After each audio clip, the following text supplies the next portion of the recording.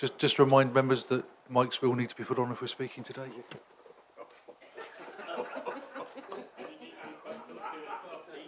I can see it's going to be one of those afternoons. Right, okay. I have to do the safety bit. Safety bit. I get through. In case the fire alarm goes off, you know the drill. You have to go out the doors and as far away from the building and the car park as you possibly can. The toilets are on the left as you go out that door, and the water is on the right. This is a public meeting, and members of the public are welcome to listen to the debate today, but unless registered as a speaker, are not able to take part and speak. We are live webcasting today, and we've got some pictures this afternoon, I believe. There was only sound this morning, which is a shame. I think I will...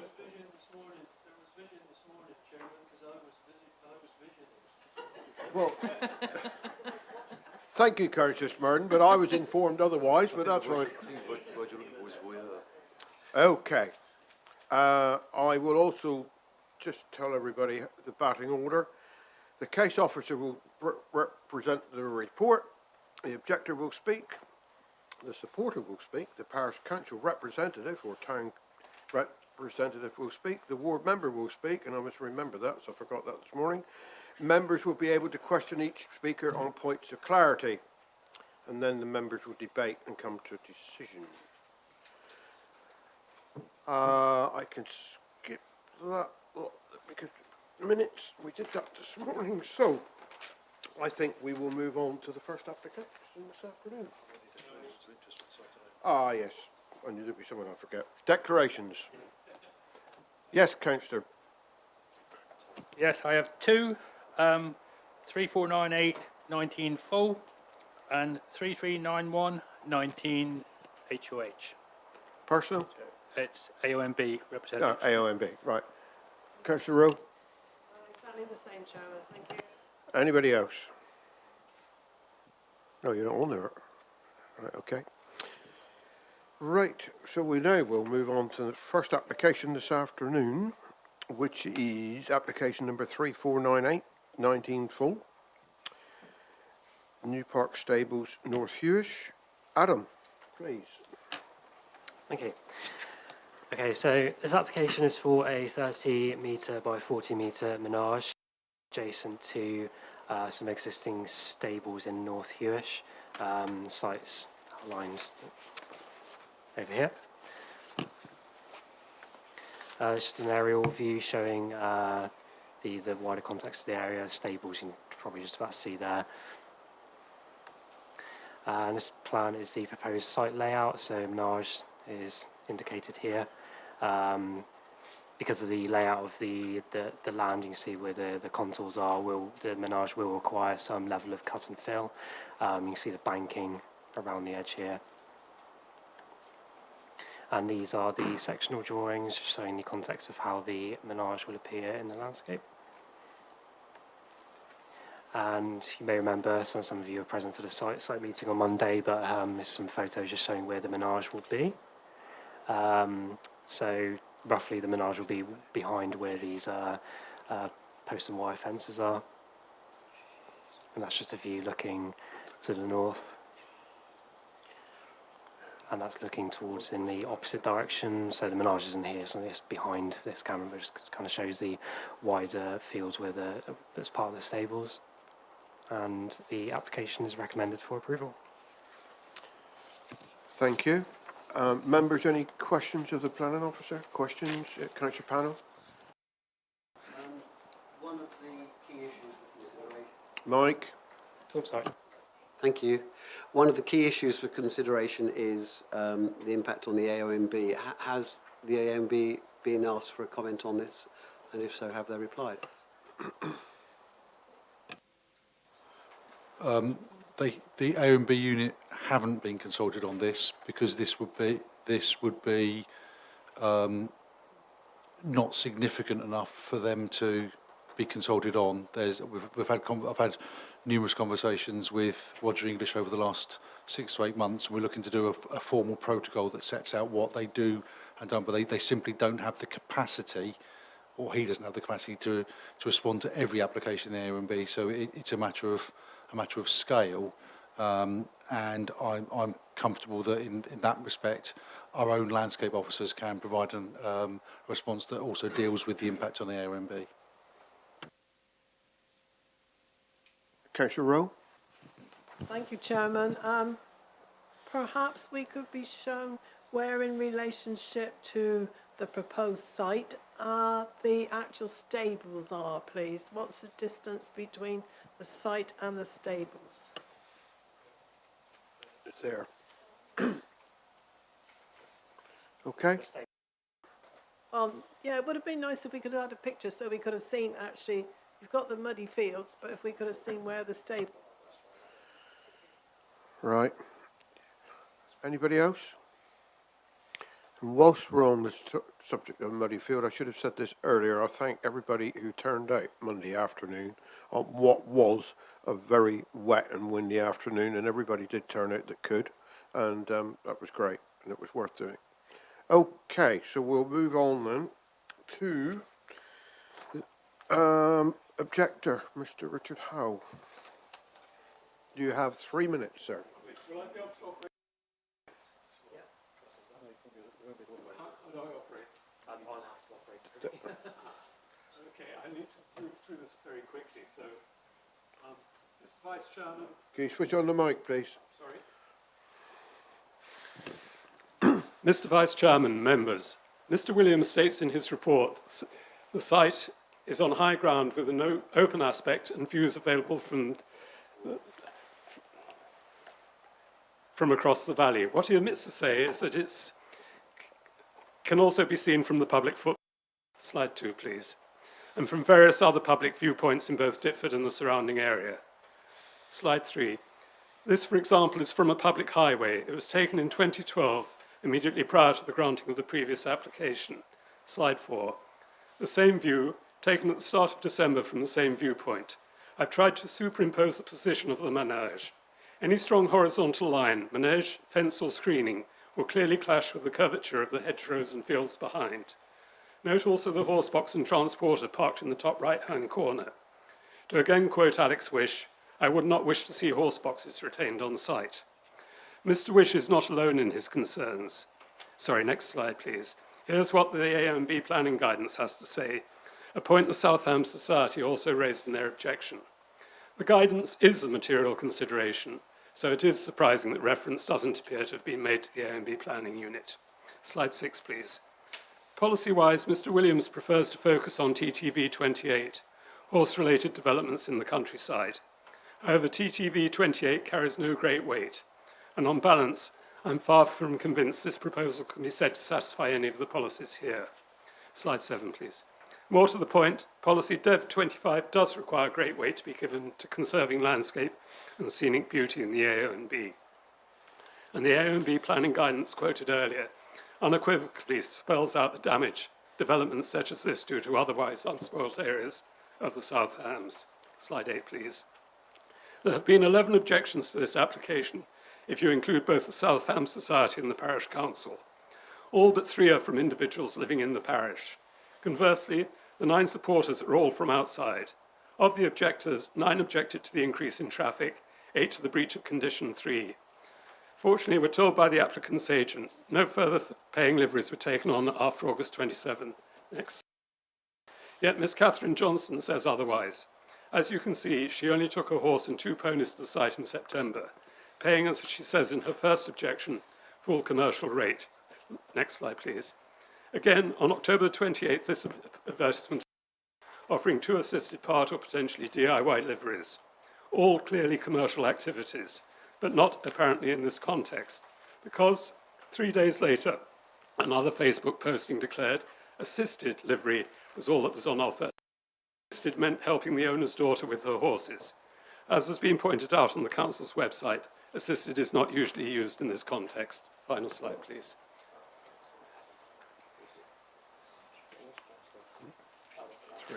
Was it? It should have been a slide. wind up reasonably quickly. That we've is done- it, sir. That's it. Right, you've done 3 minutes. Thank you. Members, questions? Of the speaker? Nobody? Right. Thank you very much. Right. We will now have Ian Hodgson, please.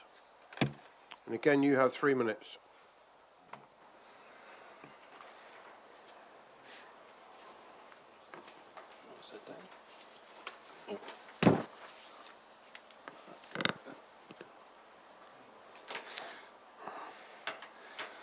The application proposes a managed facility to be used in conjunction with the existing New Park stables. The applicant's daughter is an experienced and respected equestrian show jumper who represents Devon on occasions. This on-site facility will be a welcome convenience and greatly assist the development of both the rider and her horses within this sport. The benefits afforded by the manege to the horses in respect of schooling, welfare and all year-round surface on which the training and exercise have been documented within our own statement and letters of support. It is noted that the majority of objecting LORs do not concentrate on the application's menage subject matter, but rather topics of increased traffic and business commercial use of the existing stables. With regards to the latter, the applicant has requested I reaffirm to the committee members our submitted comments and their acknowledgement that they had unwittingly continued with an existing situation at the time of purchase of the property in respect of entertaining livery that was not permitted under planning. Since my initial visit to the stables and discussion with the applicant on the 27th of August 2019, during which I outlined the incompatibility of offering this facility, advertisements for livery have been taken down from the social media sources used. Owners of horses on site under this arrangement were instructed to find alternative homes, and these have now all been relocated. And the owner wishes to reassure the planning committee that this situation will not be repeated. With the applicant's commitment from that point in time to occupy and adhere to use of the stables on a non-commercial business footing without any official intervention, we would respectfully suggest that these concerns no longer applied at the time of their submission, although it is appreciated that they would not have known the circumstances at this time. With regards to comments regarding increase in traffic, these have been subjective with no quantification or indication of yardstick by which this is asserted. In response, what we are able to say is that an on-site managed facility will negate the need for the 5 to 6 trips per week currently made by the owners out of necessity for the welfare and development of the horses to a managed facility further afield. The applicant is appreciative of the LOR submitted as it challenged them to reassess the appropriateness and validity of their proposal. Supporting letters have reaffirmed their belief that they are behaving responsibly to equestrian sport and the long-term training, exercising and welfare of the horses. The equestrian model proposed has been tested against the objecting letters, and we consider that it will relieve their concerns over business use and highway traffic. With regards to public representation, the applicant has advised us of his concerns regarding a possible abuse of the LOR system, of which both the planning officer and SHDC legal department have been advised and agreed to assist further in his investigations. We have read both the case officer's report and that of the landscape specialist and concur with their findings, recommendations and conditions proposed. We would respectfully ask the committee members to endorse these by granting planning permission for the proposed manege in accordance with the recommendation. Nicely timed, sir. Any questions? No? Right. Thank you very much. Thank you. Okay. Parish member, council member, Councillor Robert Steer.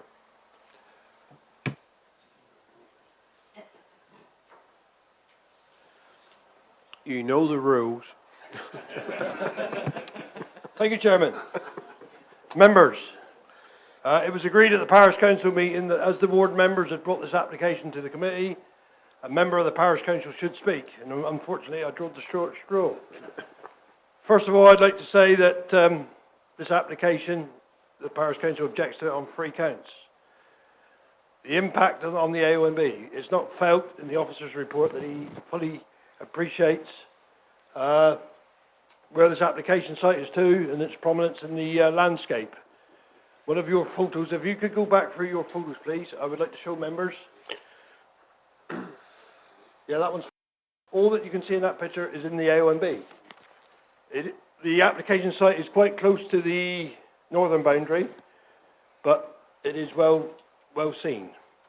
The other objection they had of this application was the highways, but as highways are not objected, as I know, you cannot really object to it. But the biggest aspect is the impact on neighbouring properties. There are 3 properties quite close to the site. I believe all 3 properties have raised concerns about this application. Some have sent up objections into it, and that's the reason that the Parish Council feel that they cannot support this application. Thank you, Chairman. Thank you. Any questions of the councillor? No? All right. Thank you, Robert. Right, ward member. I'm about to use it. Councillor Smurden. Yep. Thank you, Chairman. As joint ward member for South Brent with councillor panel, we wish the committee to consider the relationship of the proposed development to the AONB and obviously whether there is any impact on neighbour amenity. Councillor panel and I consider that this is a finely balanced application. For example, there have been 10 letters of support and 10 letters against. The applicants obviously wish to school their horses safely without going on the road, but we have to consider this against the development's potential visibility within the South Hams AONB and the concerns of the neighbours around privacy, etc. And also the concerns of North Hewish Parish Council, who, as you've just heard, take their responsibility as a PC within the AONB very seriously. Thank you, Chairman. Thank you. Councillor Panel. Thank you, Chairman.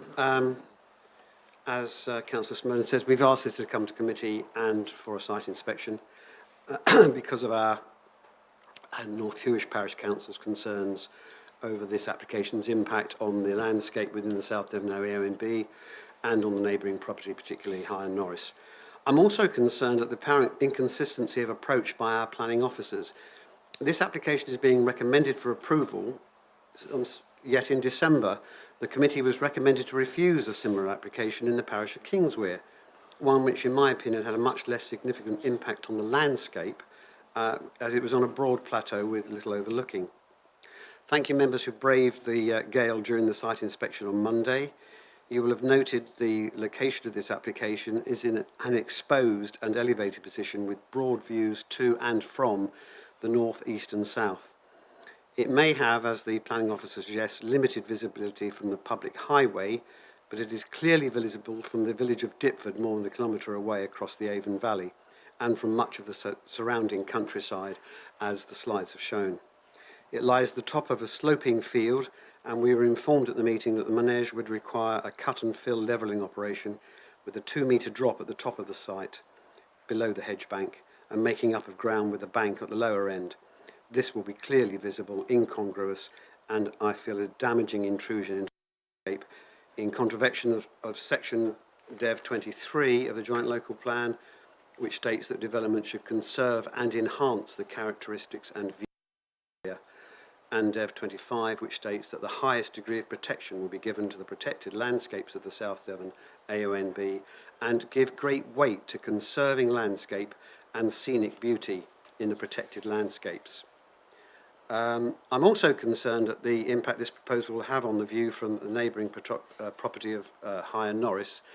At present, this is of an unspoiled natural field, but would become one of a highly engineered and intrusive bank, totally at odds with the landscape of the South Hams. I note the comments of the planning officer and the landscape officer that this proposal will cause limited harm to the landscape, but as the local planning authority, we have declared that we are committed to, quotes, ensuring that proper consideration of impacts on landscape, character and visual is made throughout the planning process, and that development will contribute to this area's valued character and identity. The site is in open countryside within the AONB.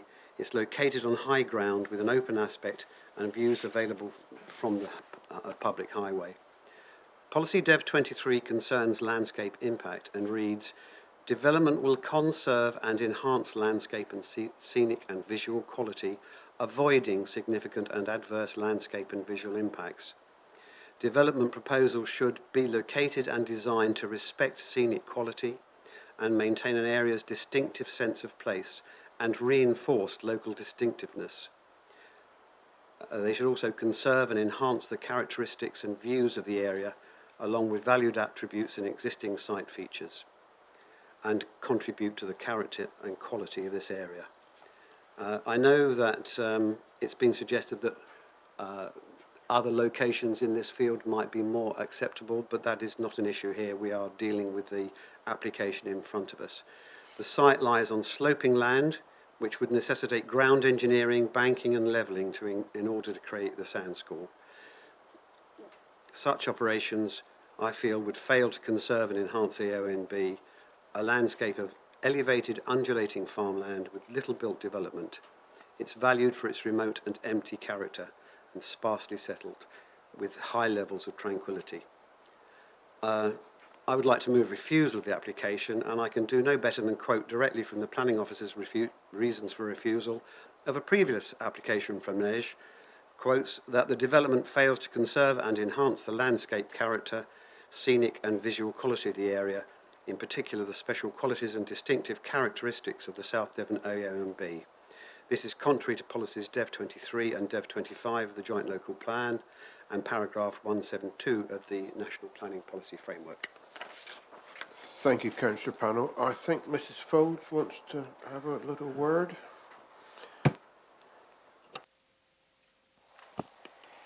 Thank you.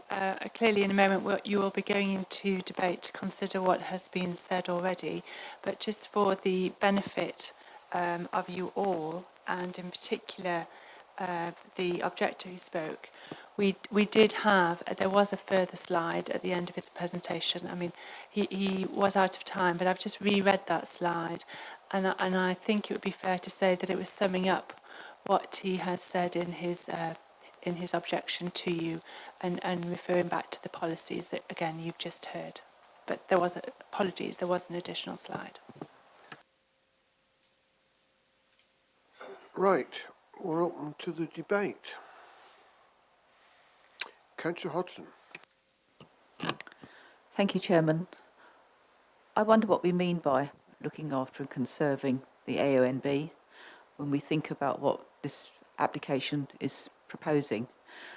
We're talking about horses on the field, and if we think about what tranquility represents for some people, for me, a field with horses doing things and moving around would be my idea of pleasant view and tranquility. Others may prefer to just see empty fields, but these fields need to be managed in different ways, and often it's the animals that enable us to do this. I don't think it's impossible for this application to sit very well within the AONB. And while I take on board the comments that have been made around engineered edges to the field to kind of for construction, I see no reason why condition number 4 shouldn't be applied here, which could enable some more screening to be just planted, so we'd actually get more of the kind of hedge bank that we're looking at in this field, which, again, I would think people would accept is kind of a somewhat tranquil view. And just tucked in behind some of that hedge bank, we can see some rooftops, which are very well kind of screened because you have to look for them. What we're seeing mainly is just that hedge bank. And I see no reason why that couldn't be required of this, which would not only help with the screening, some of the puddling that goes on, the more planting you have, the more that is mopped up by the natural screening anyway. But also, horses contribute massively to biodiversity because of their dung. And I think there's an element of that we need to bear in mind as well. They actually play, in some places in the forest, quite a significant role in moving seeds around as well. So I think this is actually something that we should be supporting, and therefore I propose support for this application in support of the officer's recommendation. Thank you. Thank you. Councillor Brown. Thank you, Chairman. Appreciated the site visit, which taught me that I should read my emails fully to the end where it said appropriate footwear, which I didn't have on Monday. I think this is quite a finely balanced decision, but I agree with a lot of what Councillor Hodgson has said. I think that there are two ways of looking at the AONB, as far as I'm concerned. There's one where it is sort of like almost a nice museum timepiece, which will be kept the same forever and ever, or it is an area that should be enjoyed for the outdoor pursuits that it allows and is good for. Obviously, we had an application for another menagerie. Was it last month? Oh, I don't quite know how you pronounce it, but okay, horse dancing place, exercising place even. But in terms of at the moment, I'm steering towards supporting this application as not to steal the comments of my colleague Councillor Holway, but Councillor Holway often refers to the AONB as in fact being an area of outstanding outstanding farmed beauty, which I think this is. So I can understand it is in a clearly very prominent location.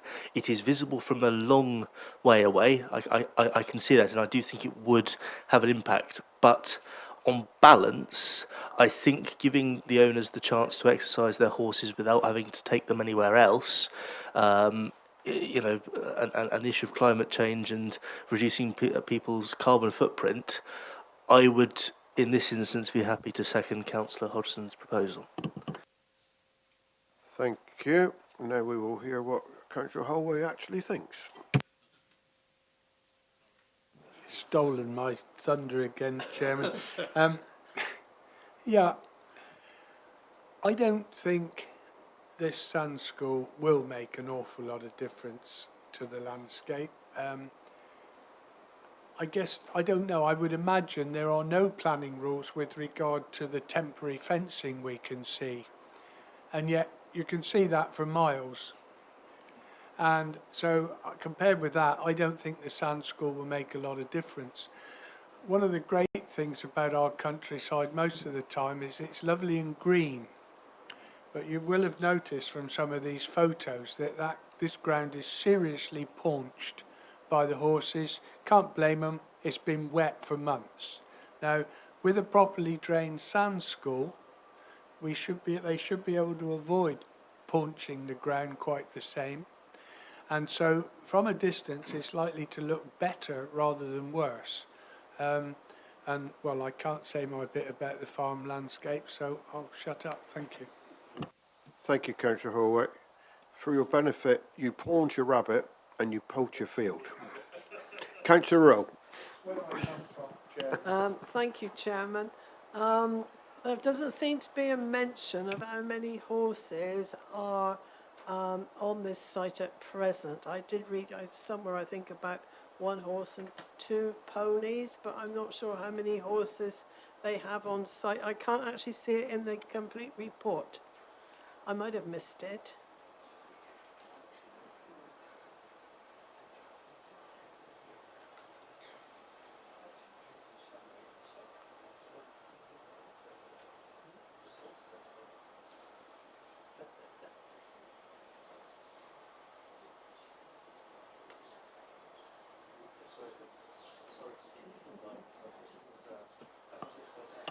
I'm not too sure how many horses they keep there. I mean, they've got stables already there, so the logic dictates they can only have as many horses as they've got space for. We're not permitting any further here, it's just what they've got. Yeah, thanks for that, but shouldn't there be, if they...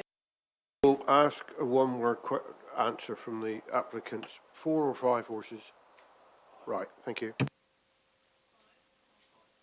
So I think we should restrict the number of horses that can be kept there in relation to the size of the menage, should we grant it planning permission. We did last month have an application in from Kingsware, which was actually in my ward, which was recommended for refusal, and we did actually overturn that, and we granted it planning permission. And I actually don't see an awful lot of difference in what was proposed there than what's proposed here, with totally different officer recommendation. However, this is a very prominent site within the AONB, and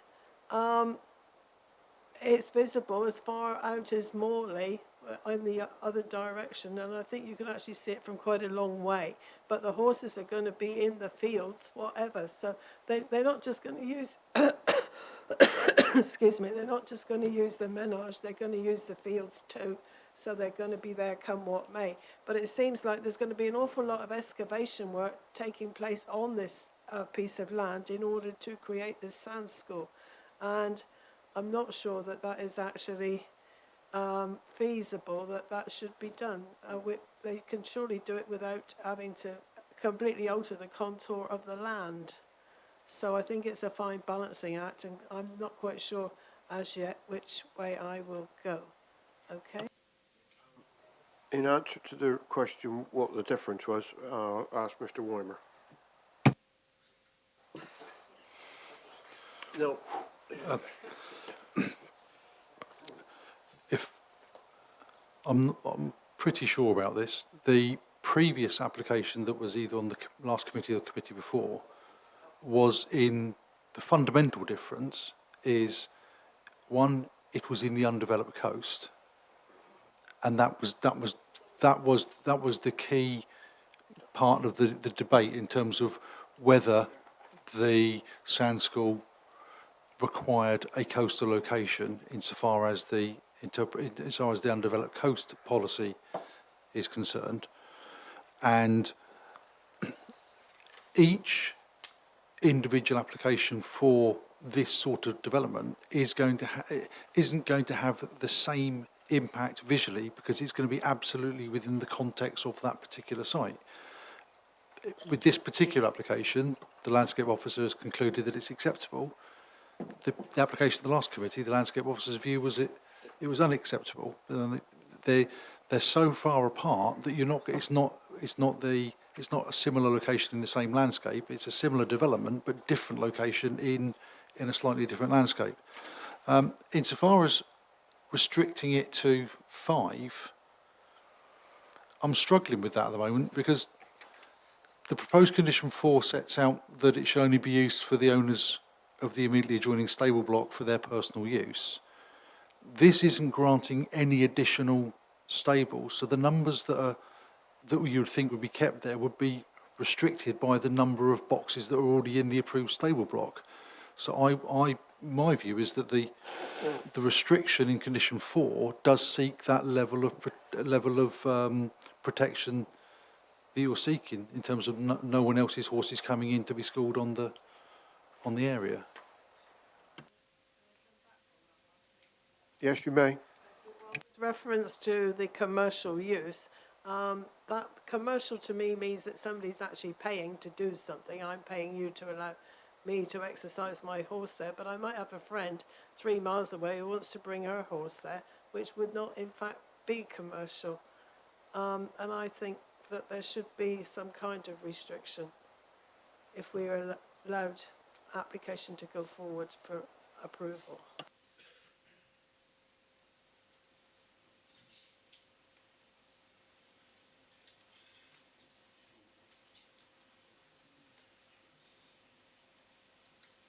I think we can certainly add an informative onto the decision to clarify what we mean by commercial use, and fundamentally I think what you're saying is the horses that are schooled or exercised or kept or use the development are basically horses that are owned by the owners of the stable block. Unless I've misread what you're saying, but I think that's what it's... Thank you. Councillor Holway, you look agitated. Thank you, Chairman. It's just occurring to me that if there are people within 2 or 3 miles who would be prepared to hack to get to this site to exercise their horses in the sand school, whether it was Friends for Free or it was commercial, there is an argument that says it might avoid the proliferation of sand schools. Because if people can get to one by hacking 2 or 3 miles, there's no pressure on them to have their own. And if people are quite exercised about not wanting them in the countryside, it might be a good idea not to have the restriction. As per usual, Councillor Holway, we can always be rest assured that you will come with a slightly different angle on a matter. Anybody else? I think we're there. Now, if I'm correct, We have a proposal and seconder for,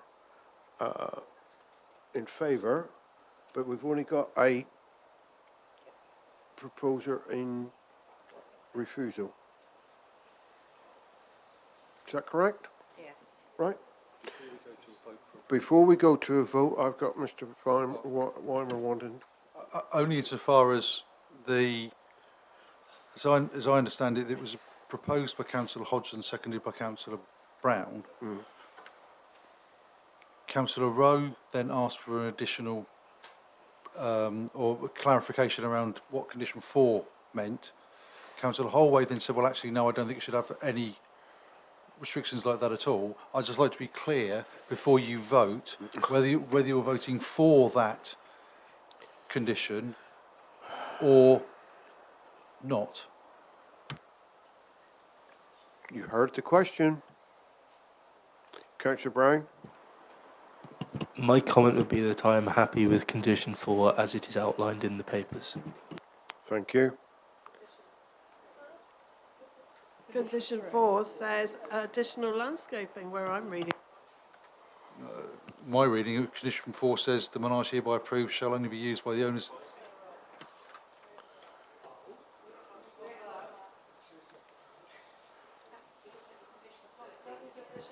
According to my papers, condition 4 states the Menage hereby approved shall only be used by the owners of the immediately adjoining stable block for their personal use and not for any commercial purpose. The reason being to ensure it does not result in additional traffic using the adjoining road and to justify the need for the Menage in the AONB. Are we all on the same page, 41? No, page. Okay, there's sorry. Well, one at a time, thank you. I think we'll have Patrick first. There's a clearly an error in the report in that the list of conditions that are set out, or sort of headline conditions on page 36, that order isn't repeated in the conditions as they're written out in full in page 41. So we are talking about the same wording, but when I'm referring to condition number 4 on page 41, yes, it would be condition number 3 on page 36. If I have, hopefully I haven't made that even more complicated than it needs to be. Right, well, what do we do about that? Whether Chair, so if Councillor Brown is just clear that, and all members are clear, that if you go to page 41 of the report that you've got in front of you, or it starts actually on page 40, and the conditions then go through to page 42, and it's whether Councillor Brown is putting that forward as the reasons for moving approval on the basis of those conditions. Yes. Thank you. Councillor Hodgson. On page 41, condition 5, this is what I was referring to previously as condition 4, which is the hard and soft landscaping. If we could maybe just include in there that they would include some hedge bank planting. I mean, it says in there as the penultimate bullet point, it says the method of planting, establishment and protection of tree, hedge and woodland planting. Actually, it's probably adequate, I think, from the discussion today. I mean, I'm happy that the officers have heard adequately what we said. So I think it's about screening. Maybe it could be the method of planting, establishment, protection of hedge, tree and woodland planting to ensure adequate screening. I think we've certainly heard what the committee have said in that there should be such and if approved, I'm absolutely certain that the applicant and his agent have heard what's just been said about hedging. So I would anticipate that any scheme coming forward would include that. Yeah, thank you. Right, everybody happy now? So, are you happy with the conditions? So we'll go to the vote as per the officer's recommendation. All those in favour of approval?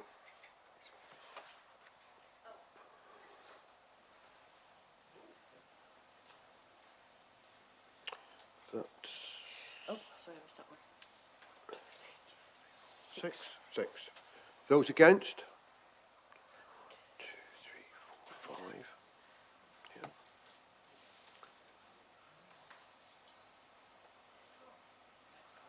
Okay.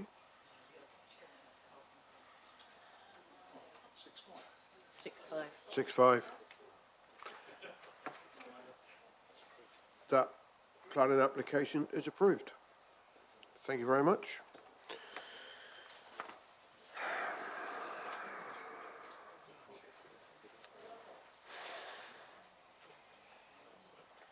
So we're next on to there then, aren't we?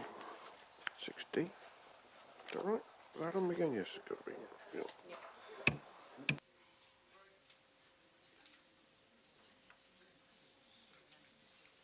Next application, members, is on page 43, is 0332/19 full. Garages at Christina Park and the development of. Adam, again, please.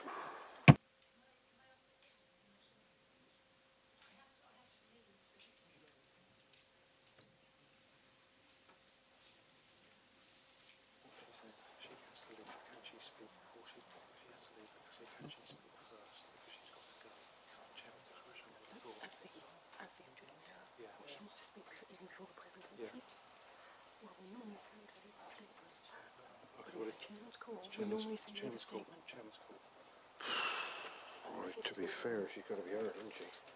Your call. Just explain to members what's up there.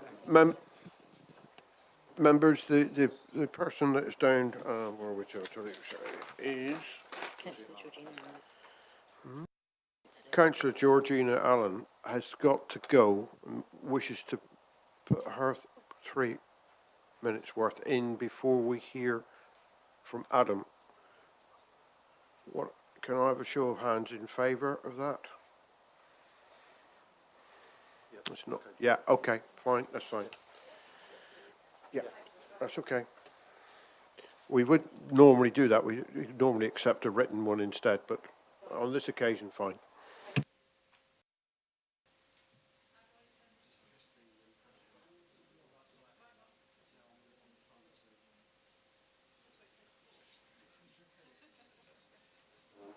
Right. You have 3 minutes. Thank you. I won't need 3 minutes. I'm just going to say that the Town Council Planning Committee, which I represent as chair, is concerned mainly with the bulk of this proposed development and the impact on the visual amenity from the chicken run and from the children's playground. We're also concerned with the impact on the ecology and wildlife of this designated green area, which is designated within our draft neighbourhood plan, which is nearly finished. We're also concerned with subsidence, with the bank going into the stream and with the removal of the trees in that area. Within the neighbourhood plan, the draft neighbourhood plan, we are looking to protect and preserve our designated green spaces. With the chicken run is one of those. And we're looking also to encourage the building of small-scale, renewable energy provided small buildings. So that's all I really had to say. Thank you. Thank you. Any questions, members? Before No. I run. Okay, thank you very much. Thank you very much Right. for letting me do it. Okay, Adam, would you like to present the case, please?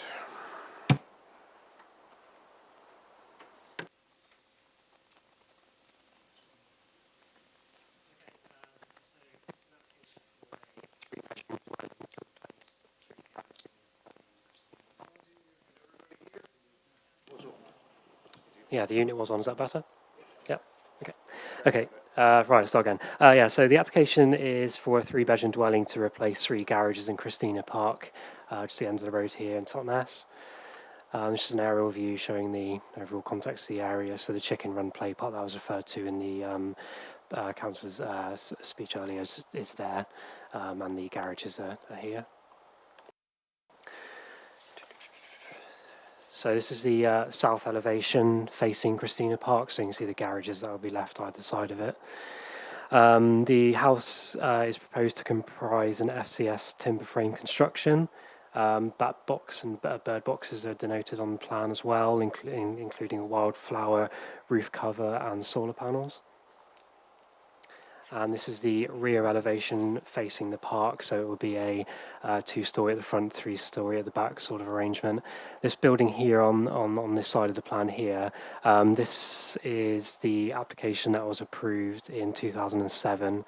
For all intents and purposes, these buildings are pretty much the same, apart from the fact that this one includes more sustainable methods in its construction, has a lot of kit on this property that the other one doesn't, so there's a material difference there. But in terms of form and design, they're more or less the same. This is the west elevation and the east elevation. And this is the block plan, so you can see the outline of the other approved dwelling, which is under construction at the moment. And this is the entry-level plan, so this is as if you were coming into the property from Christina Park. So you can see there's a carport included here. The dimensions of the carport are up to standard in terms of manual for streets. And there's an electric car charging point denoted on the plan as well. And this is the lower ground floor, so the lower floor from the rear, and going down a level from the entry level. You can see 2 bedrooms here, bathroom, and the external terrace. And this is the top floor, just comprising the main living area and the roof plan. And this is some photos of the site. So this is where the other property has been permitted, and the garages have been demolished now, and that's been like in that condition for quite some time. The 3 garages we are looking at are here, and that's just another view. So again, these 3 garages, and then you've got some shops over here. And this is a view from the Chicken Run Play Park. I don't know if you can just about see there's a crane there. That's where the other garages have been knocked down, and the rough position of the existing garages for this proposal just behind these trees here. And again, that's just another photograph showing from a different angle. During our site visit, there was some confusion about trees. There are 4 proposed to be removed rather than 3, which I think was referred to on site. They've all been assessed by the tree officer, and the tree officer concurs with the findings of the tree report. And there's just some images of a couple of trees from the tree report and the assessment of those trees. And the application is recommended for approval. Thank you. Questions, members? Councillor Hodgson. The overall footprint of this application compared to the current 3 garages, how much bigger is it? I haven't got those figures to hand, but I think the side elevation shows a rough position of the garage, isn't it? I mean, the garages follow that line there, so you're talking about this extra bulk being added to the back, really, in terms of footprint. Oh yeah, but in terms of the footprint of the compared to the approval, it's pretty much the same.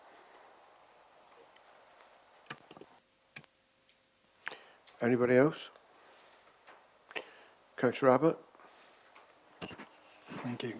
Can you just explain to me the top of that diagram inside the blue line? Is that a back garden that's at ground level and then some open space? It's a bit here. Yes, but also the hatched, the line drawn towards the building face. That's it.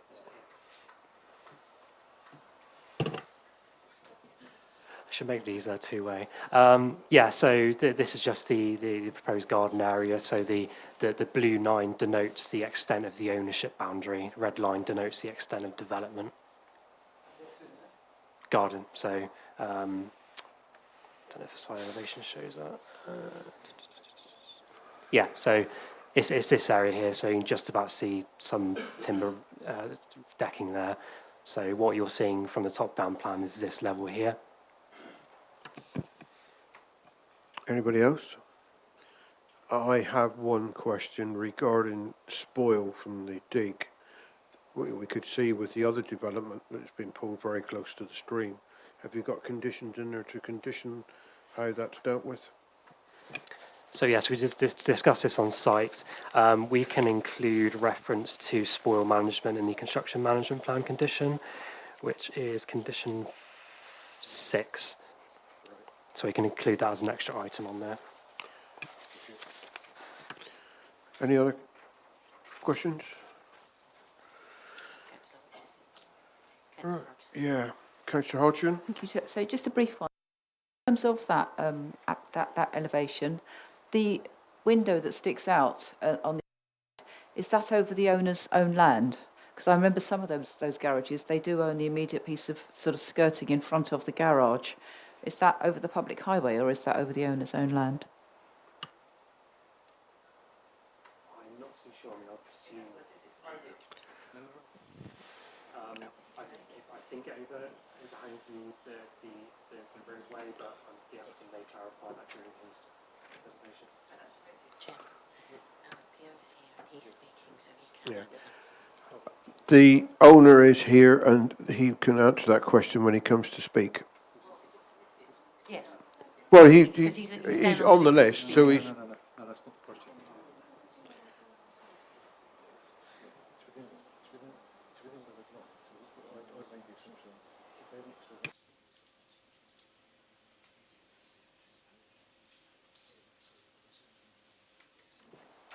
So, Councillor Hodgson, we can just assume that the land is owned by the applicant because the red line encompasses that overhang.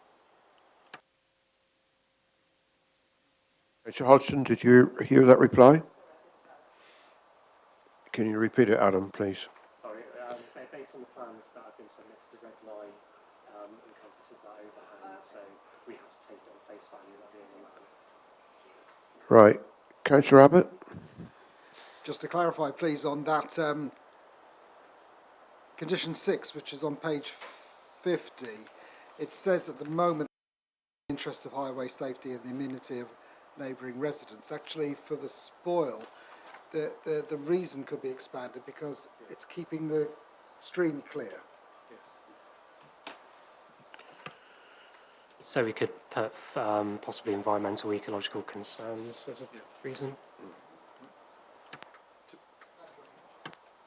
To be fair, Councillor Abbott, on 6C would also relate to that as well when we talk about the location where building materials and waste are stored. So that would relate to the same reason.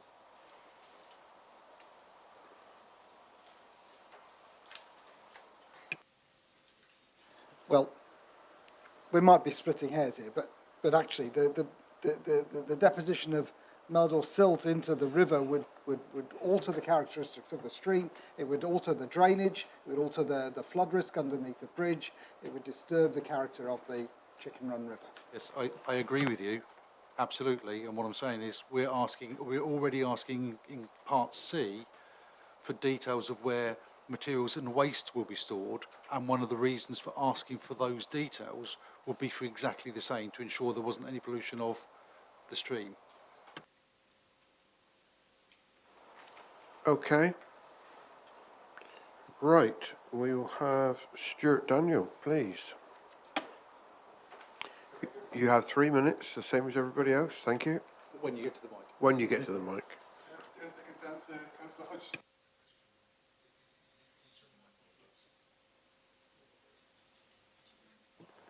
Yeah, could I have just 5 seconds? Yes, certainly, or after you've spoken, you can still answer the question, whichever way you want to do it.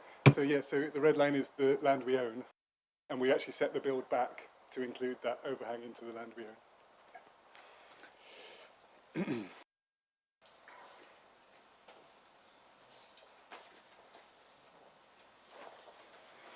Okay, so hi all, and thanks for your time and consideration. So I'm passionate about sustainable builds and this sustainable family home building. The proposed home will be attractive, natural materials for exterior cladding, sensitive lighting and window placement, a wildflower living roof, and sustainable in the short term, the building process, and in the long term. We've worked closely with the Totnes neighbourhood plan and included many of the things that Adam mentioned, but including an air source heat pump, solar panels, you noticed the wildflower roof cover, but also to include the bat-friendly lighting at the rear, The bat-friendly plantings, so new trees, we hope with protected status, chosen to enhance and protect that bat corridor for the bats and for the local community, and the bird and bat nesting boxes that Adam mentioned. She needs new housing. Our Totnes neighbourhood plan clearly prioritises sustainable, energy-efficient new builds on brownfield sites rather than on constructing on beautiful greenbelt. We propose here such a home built on the site of a series of fairly unattractive garages. I attended the site visit. After that visit, I feel that any concerns regarding this application are possibly not so much about the house, but about protecting the environment to the rear. I feel this concern, so I make this following candid statement. I want to work with you to protect and maintain the integrity of the environment, which backs onto the play park and the edge of the chicken run. As things currently stand, I can't afford to hold on to the garages as they are. Either I can be involved in this project with you, defining the future via you, stipulating, importing legal constraints on the development, or I will need to sell the garages. In the latter case, the garages will most likely pass to someone who, like the majority of the garage owners, including me until very recently, had no idea that I even owned the land to the rear, let alone were actively involved in protecting it. Important point, sadly, the two larger trees that define the landscape in the rear will be coming down naturally soon. That was agreed by all the surveys. The large ash is rotten to the core, and the sycamore is sadly structurally compromised. I would be keeping the large ash. The plan for the rear is a tree garden. The balcony wants to be enclosed in the trees. That's the feel of the project. As such, I have offered to buy 3 trees to plant in the gap on the other side of the stream, and hope 2 new trees within the garden of the proposed property. I would be delighted if, by way of that legal stipulation, you find a way to place a protective order on the positioning and maintenance of all these trees. Along with this and the light spill mitigation measures and the bat boxes, I feel this option represents our best collective effort to maintain and protect this small piece of the local environment into the future. Thank you. Thank you. Stay there just for a second, please. Any questions, anybody? Members? Councillor Holway. Thank you, Chairman. Yeah. Are you intending to have a gas connection to this house?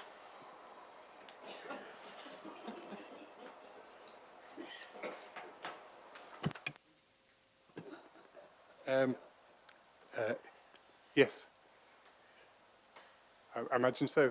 To be honest, yeah, I haven't thought it through with the architects. But it could be whatever's easy. I mean, if that's an easy thing to do, then yes. If it's not an easy thing to do, then maybe we could do something alternative. No, I don't think he meant it in that. No, start again. Be a little bit more... Having spotted you on site this morning, I'm amazed that you're having a gas connection to this house. I'd be far happier if you were heating it using heat pumps. And I'd also like to think that you incorporated rainwater harvesting. I see. Yeah, so primarily, yes. So to be clear, yeah. So primarily, the heat source will be an air source heat pump. Is the idea? Okay. I don't know long term whether it's a good idea to be connected to gas. I don't know. Maybe not. Okay, then fair play. Then we'll run it from an air source heat pump in and of itself. Thank you for that clarification. I just didn't know whether, in terms of selling it in the future, whatever, if being connected was useful. But yeah, primarily heating, air source heat pump run by the solar panels.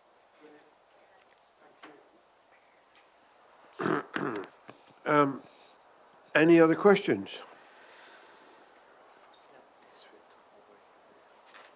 No, right. Thank you very much. Okay. Oh, ward member. Yeah.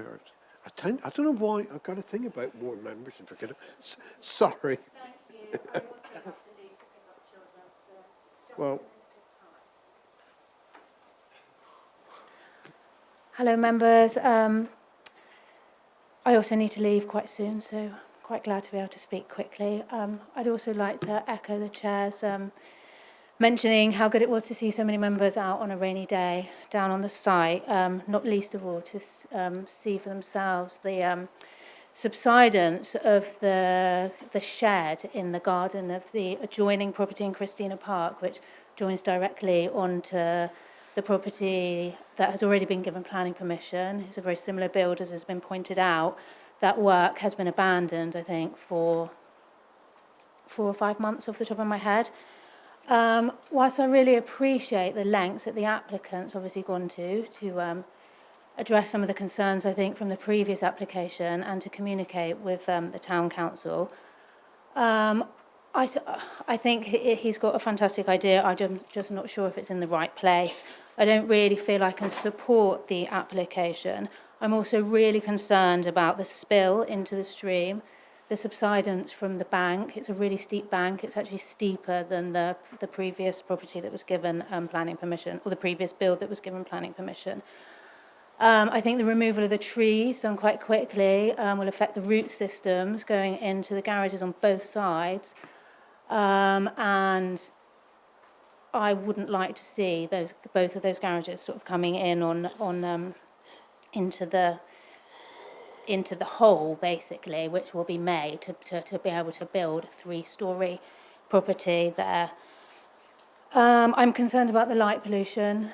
Even though there is backlighting, I think there's still going to be light coming out from this sort of substantial amount of windows. I'm concerned about parking. I know that there is a carport, but I'm also concerned about the turning space into the carport. I noticed on one of the slides that there was, actually drawings of 3 people.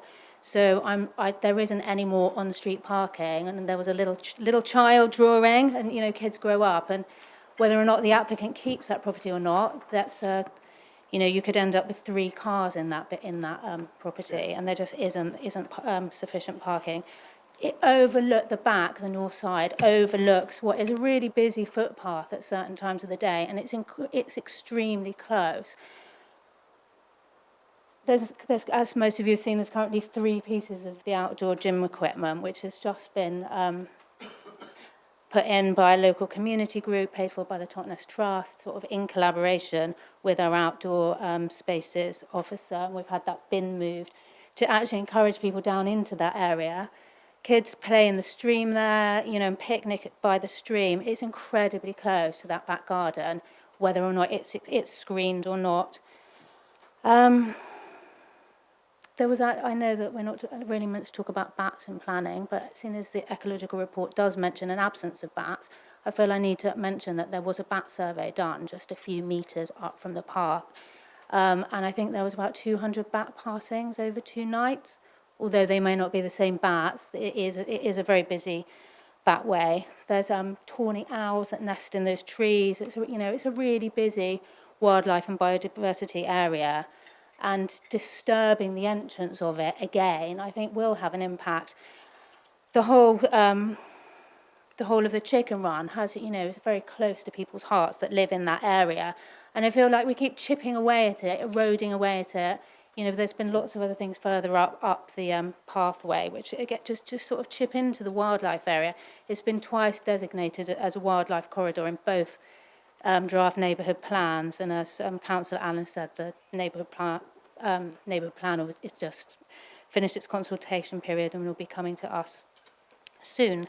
So thank you for listening to me. And my very last quick point was, although I think there would have been more letters of objection than 6 had there been postings on this side, which is, obviously where people pass by.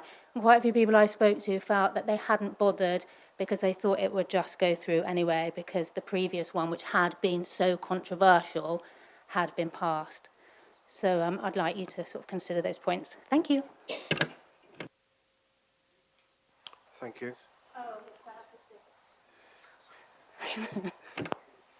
Anybody, any questions? No, I don't think we question the ward member, do we, normally?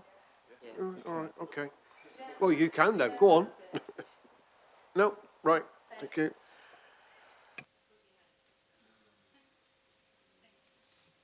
So, we're down to the debate now.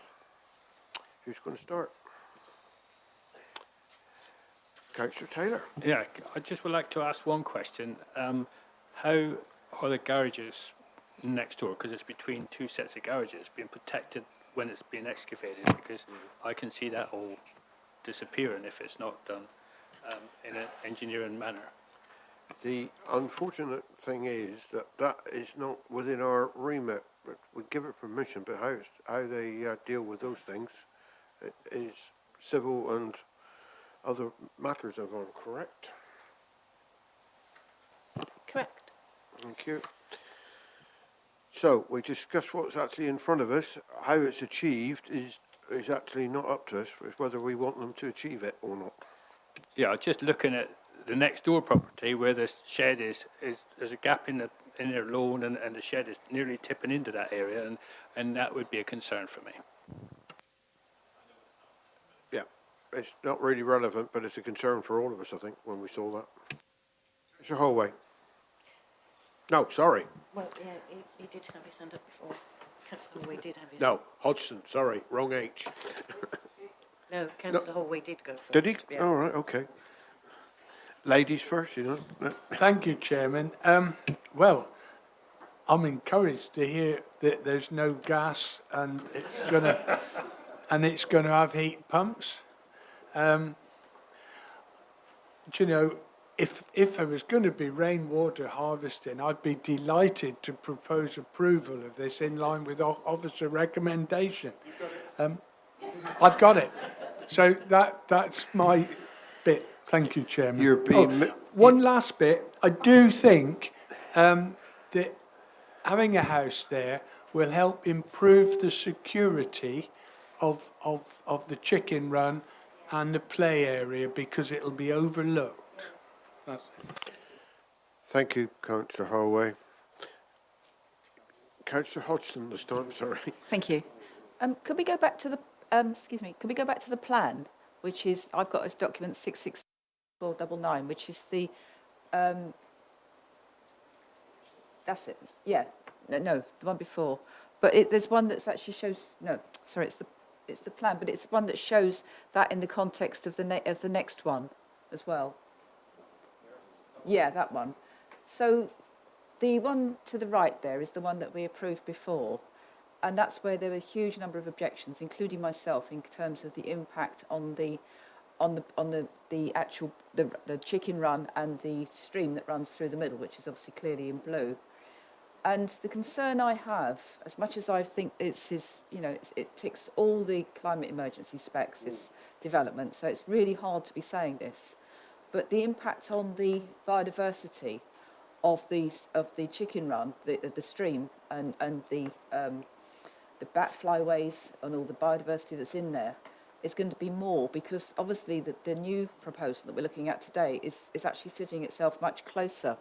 In fact, it's almost where people will be sort of spending time outside, sitting on the terrace up and down the steps. The hard surfacing is a huge amount closer than the original one, which was so controversial. And as Councillor Sweet has said, people haven't bothered putting their views forward on this because they've, to be honest, to some extent given up on this committee as thinking, oh, well, it's a kind of a done deal, it'll just go sailing through, which I think is a really sad thing to think about this committee. Well, people did object. You know, it was a serious set of objections, and it was all about the ecology. And the ecology report that was done for that adjacent one, which is so close they can be used, made it really clear that this was a key bat foraging area for the greater horseshoe bat, which we are, obliged to protect. And I feel that talking about, in certainly the way the applicant has talked about, the lighting and the windows, but when we look at the back view, there's big windows on there. There's big windows looking straight into and spilling light, even if you've kind of got, with the best will in the world. I mean, are people prepared to sit with their lights completely off and just enjoy the bats? Or is it just like, cooking the dinner on a sort of like in an evening, you're going to have the lights on? And it does impact hugely on the biodiversity. And that's my concern with this. I think it's a very real concern, because these wildlife corridors that we have running through some of our, pretty urban areas at this stage are so crucial to supporting our biodiversity. And the chicken run that's the other side, which is very, very well used by all the people in Bridgetown as an amenity, public space, but it's unlit, so it's a really important place for the animals and wildlife, as well as all of our community. I think it's going to be imposed on by this. If we could go to the picture which shows looking at the chicken run, which I think it showed from the play park. It was it was the photograph. Yeah, so you can see where the garages are. So you've got, yeah, just to the left there. Well, the height of this new building is going to be in contemporaneous with the buildings behind. So it is going to be more imposing, and it means that that light is coming in at a higher level. And it cannot fail but to impact on the biodiversity. And it's really, this was the conversation that went on at Town Council, which I observed on, when they were discussing this planning, which Councillor Allen spoke of earlier, was really this impact on the ecology, which we really have to consider very carefully. You know, we have a duty to, and we as a council have declared a biodiversity emergency.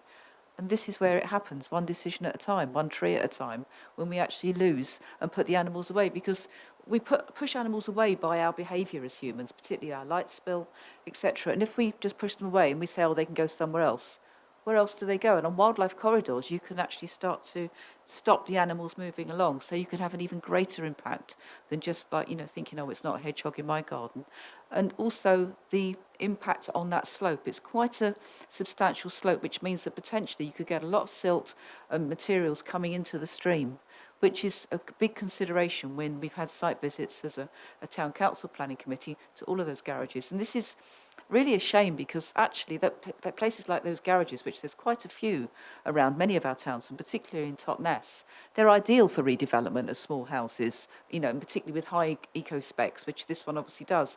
It's really just the way that it leans back into the wildlife corridor that is a major concern. And regrettably, hugely regretfully, I have to say that I support the town council on this, and I support actually that a refusal on the basis of impact on biodiversity and the ecology. Right, thank you. Councillor Brown? Thank you, Chairman. In this, and I can see that there are several environmentally friendly credentials to the property being proposed. My two big concerns, and Councillor Hodgson has just outlined quite, you know, some very good points. I do think that the light and the impact on this leisure amenity here, this public amenity on the other side of the stream, is quite significant. And certainly if I was there trying to exercise on these outdoor mechanisms, put me off a bit, to be honest, if I thought people were looking at me like that. I'm also quite concerned about the highways impact at Christina Park, because you can see there isn't a great deal of room for manoeuvre on that quite narrow road. I don't care for the garages that much, to be honest, but I think the cumulative impact of this scheme would not improve the area. So I'm afraid I don't think I could support this. Thank you. Councillor Panel. Can I just start by asking a question about the lower ground floor? Is that bedrooms or living space, living room? That's bedrooms. So I think that will mitigate to some extent the light pollution. I don't imagine people are going to be sitting in bed with their curtains open and the lights on full very often. I think that will reduce the amount of light spill. We don't hear much talk about it, but a few years ago there was a lot of talk about, you know, the need to build on brownfield sites, and this is a brownfield site. There is already permission for a dwelling a couple of that short distance away. I think the applicant has done all they can to mitigate the impact on the wildlife and on the area. I understand that South Hams owns the land opposite on the other side of the riverbank, and I think tree planting there would be very useful to help mitigate any damage even further. I'm prepared to propose approval in line with the opposition's recommendation.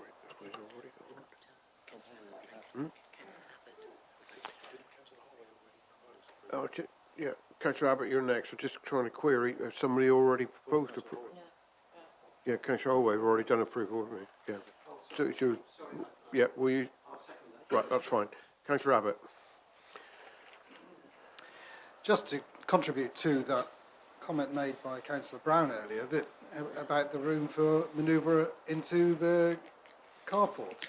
It's enough room to manoeuvre into garages at the moment, and I think the road is plenty wide enough to turn into there.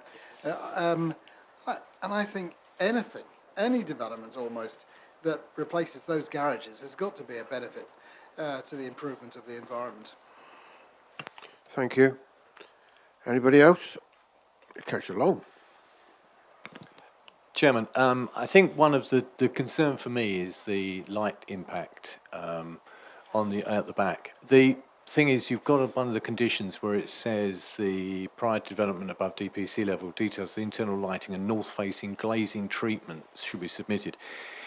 Can that be looked at to see whether some form of light reducing can be done so that the impact of light within the property coming through those lights, through those windows to the back can be reduced? I know there's a lot of treatment out there that can be looked at, and I wonder if that can be one of the things to try and reduce the level of glare coming out and the level of lighting coming out of those windows.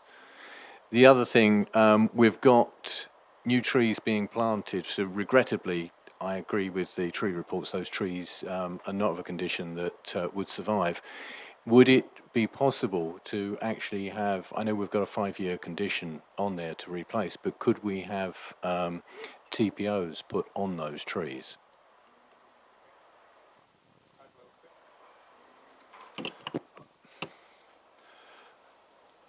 I'm not sure that you actually can.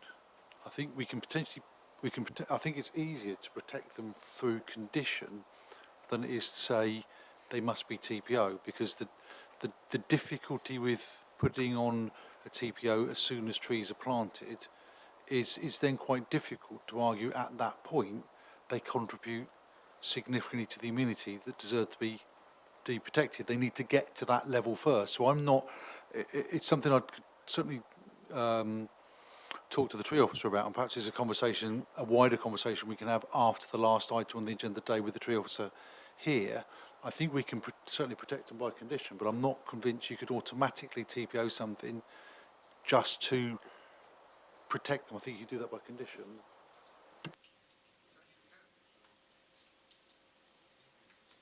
Can we condition it that that you plant mature trees, 4-year-old trees, for instance?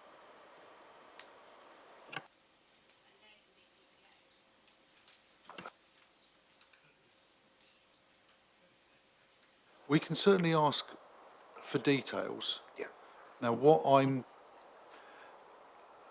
I don't think you necessarily want to say you have to put mature trees in, because often, depending on what species you want, it's very difficult to transplant trees that have got to a level of maturity. I think the key is having trees planted that the species are appropriate for that site, and that they are more than just whips that are being put in, and they are of a reasonable size. Now, I think because we've asked for details of the new tree planting, then it's for us to either approve or not the details that come in.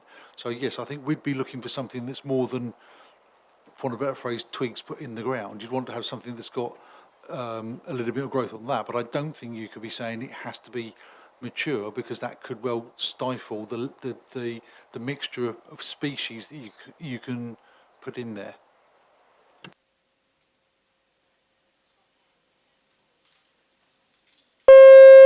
Wrong one. Councillor Long. There's been a lot of questions or concerns about the possible spill into the river. Obviously, there's a retaining wall going to be built there. In the construction management plan, can we phase that the retaining wall should be built at the beginning of the construction?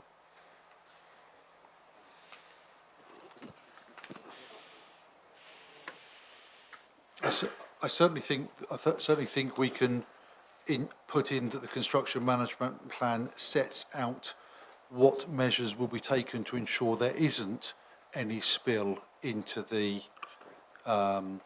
watercourse. But whether it needs to be the retaining wall that's put in first, or whether there needs to be some sort of temporary structure while other works are done, without knowing what actually has to be constructed when. I wouldn't want to be prescriptive and say the retaining wall must be done first, but I think the construction management plan could say that must clearly satisfy us that all appropriate steps will be taken to ensure that when the land starts to be dug out, there isn't something is there to stop slippage into the watercourse. But I wouldn't want to be quite as prescriptive saying that particular retaining wall has to be done, because there may be other works have to. Because if you're going to put a retaining wall in, and then you need to get foundations for that, you need to make sure there's some form of barrier to stop those works themselves going into the watercourse. Okay. All right, everybody done? So we have a recommendation of approval. All conditions in place. We have a proposer and seconder for that. Is that the first one we have to take? I think so it is, isn't it? Yeah. We haven't got a seconder for refusal, did we? Yes, we have. But the approval was first. The approval was first, so let's have all. Yeah, okay. Let's have all those in favour of approval, please.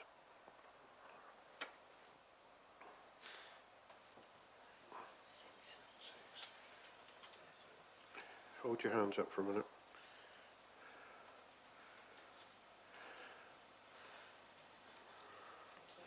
All right? Right. Those against? 4, 5. Okay, so you know.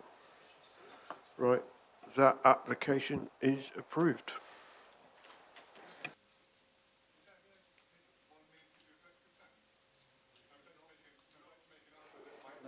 You could talk to us afterwards if you wish, but not now. We've got another one, okay? But not at this moment. Okay. Yeah, I know you've talked before about what you, so not at this moment anyway, okay? Yeah.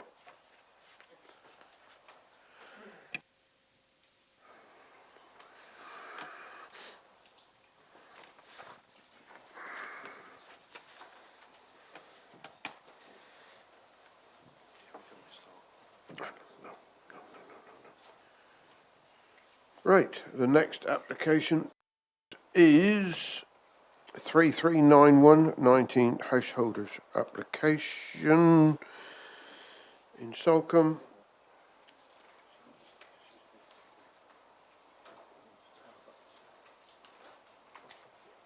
Brian, are you ready? Yeah. Right, please. Hello, this one is a retrospective application in Salcombe. Oh, sorry. So the site is down here, outlined in red, access via Sandhills Road. And this is just the aerial shot to show the property Cheese Ring here, and then the woodland here. There's a public footpath that connects Cliff Road up to Bennett Road, and that goes up through the woodland.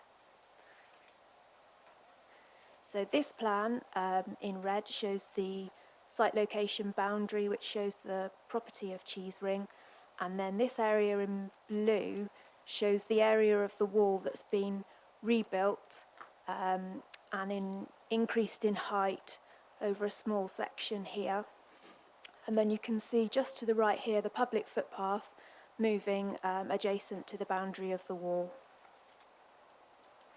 So the plan on the left shows the wall prior to works.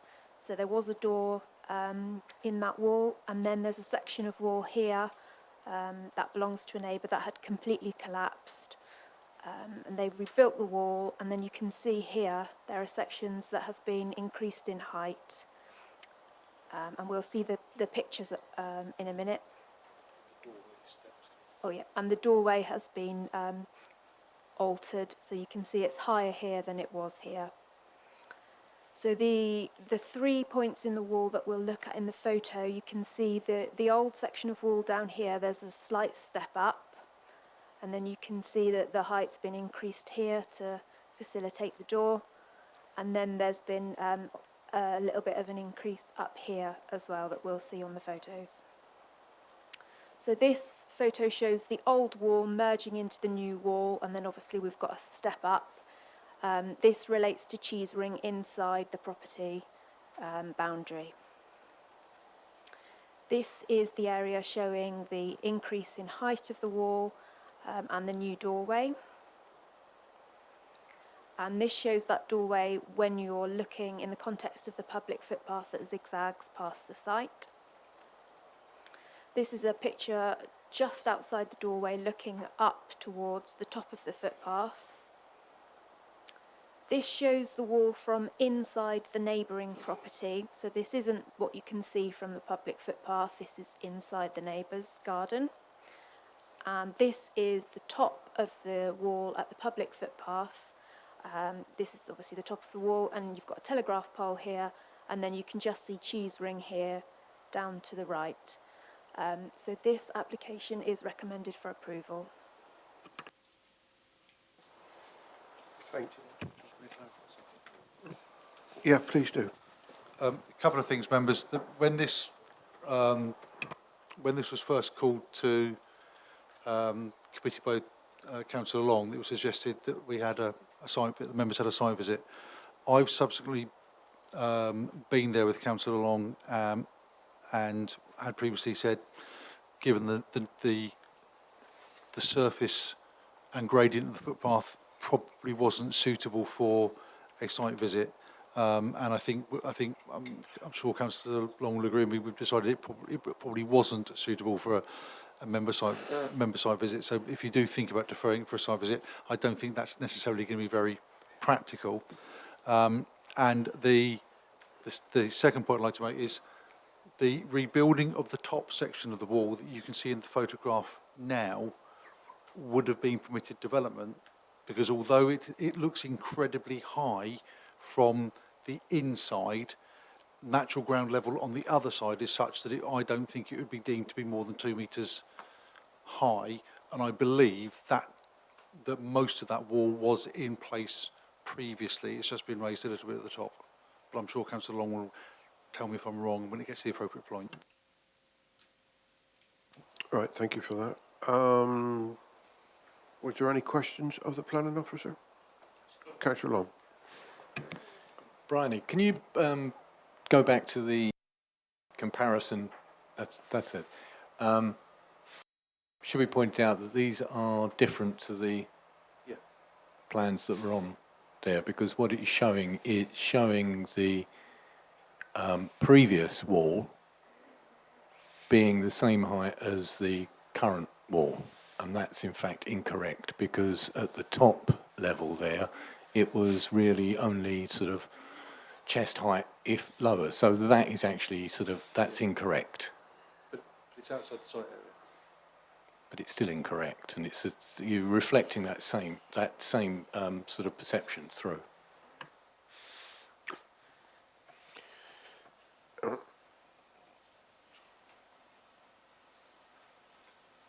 Right.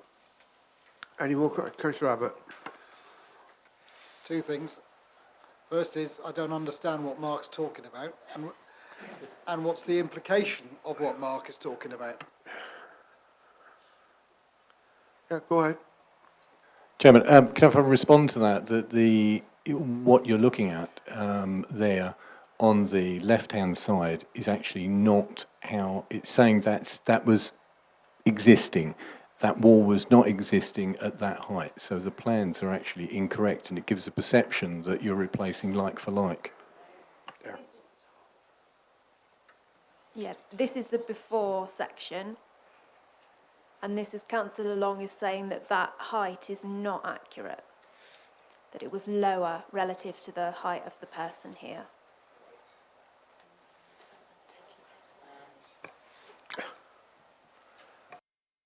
Whilst you're thinking, I'll ask if anybody else has got any questions. So that's an explanation of what you were talking about. What's the implication of it, Councillor Long? Shall I get to that after everybody's had the ability? Yeah, okay, that's fine. In that case, my second question, the view taken from a back, looking at the wall from a distance, that... Oh, And again? That one? Is that supposed to be a footpath? Whoa. Hence why our agreement that it probably wasn't suitable for a member site visit. Particularly on Monday afternoon. Right, have we done? Okay, we will now have the supporter for this. It's me speaking. It's you, we're breaking you in gently, aren't we? Oh, yeah. The supporter, Dominic Warren, was unable to make it today from London, so he has asked me to read out. I would be grateful if you could make the following points into consideration when debating this application, as I am unable to attend the meeting to make them in person. 1. This application was made to rectify our error following advice from Southam's Planning Department that the scale of works fell under the definition of development. 2. The wall needed to be rebuilt, firstly as a section of the wall on the Hipplefield boundary had collapsed prior to the commencement of this project, and secondly because the remaining section of wall would not survive the disruption caused by the reposition of the existing gate to suit the level of the terrace on the Cheesering side of the wall. 3. The section of wall along Hipplefield's boundary was built in agreement with the owners of that property and to the same height as the original wall. As such, it is understood that this does not constitute development and therefore would not require planning permission. 4. In the process of rebuilding the wall along Cheesering's boundary, it was decided to increase the height locally to ensure that the wall provided privacy on the terrace. It is this change that should have been the subject of a planning application prior to commencement. 5. It was intended that the extent of this height increase was the minimum needed to maintain privacy on the Cheesering side and avoid the path's users being unnecessarily overlooked. It is conceded that the rebuilt wall does restrict views from the path for a few metres. In mitigation, I would ask you to note 6. A year after receiving approval for a new dwelling of Cheesering, we submitted planning application 41/2357/14/MIN, approved 9th of the 9th, 14, in which the design was modified to lower the height of the whole project, including this terrace, by 1.5 metres. The purpose of this was to reduce the impact of the new house on neighbours and to minimise its detrimental effect on views across and over the site. 7. The owners of Cheesering have always been regular users of the path and are sensitive to its communal benefits. Having become aware that the path has no formally recorded ownership, they have and continue to do maintenance work on the path. 8. The reconstructed wall now has a steel reinforced concrete wall within it and a substantial new concrete foundation to ensure it remains safe and stable in the long term. 9. We are pleased to note that the planner's report indicates that this application is compliant with the significant body of planning policy and has recommended it for approval. Thank you for considering this submission. Dominic Warren. Patrick's asked me if he can put some clarification on some of what has been said.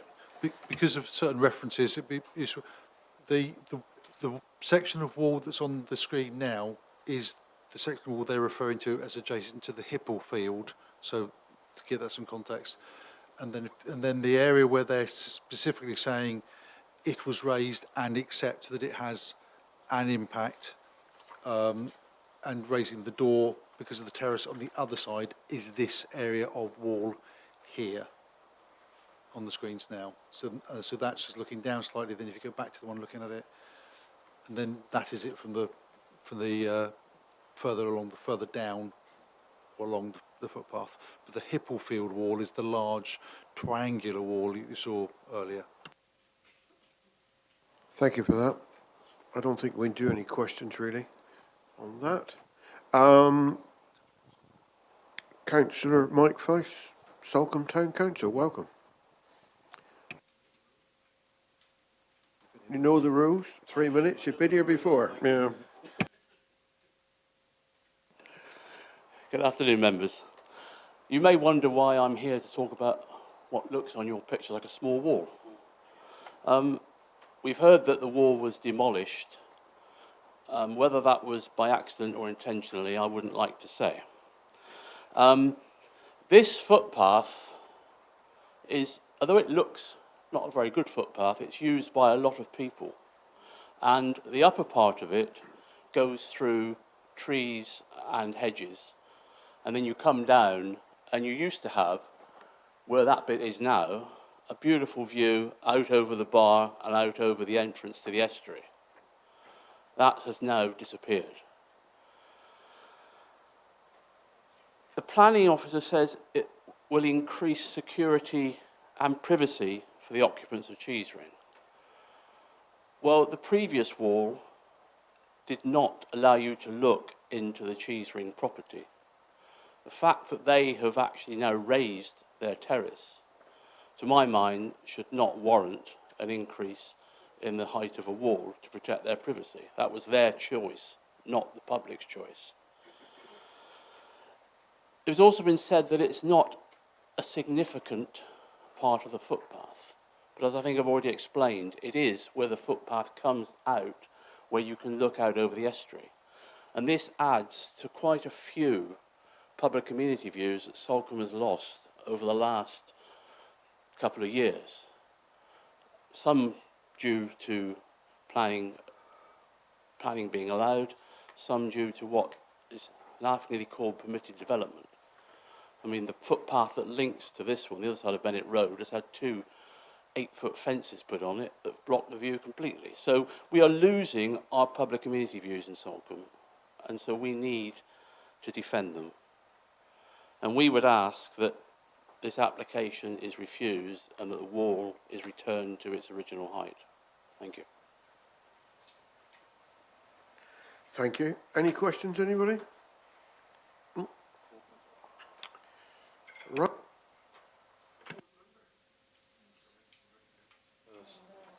Hmm? I think we've got a statement from Judy. Oh. Words first or Councillor Long first?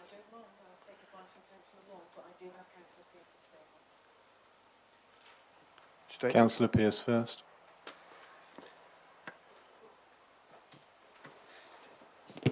Thank you. Members, I was happy with the officer report and for this to be a delegated decision, notwithstanding that the application is retrospective. I note the Town Council objection, re the loss of a public view, as a consequence of the wall being made higher in part of the portion replaced.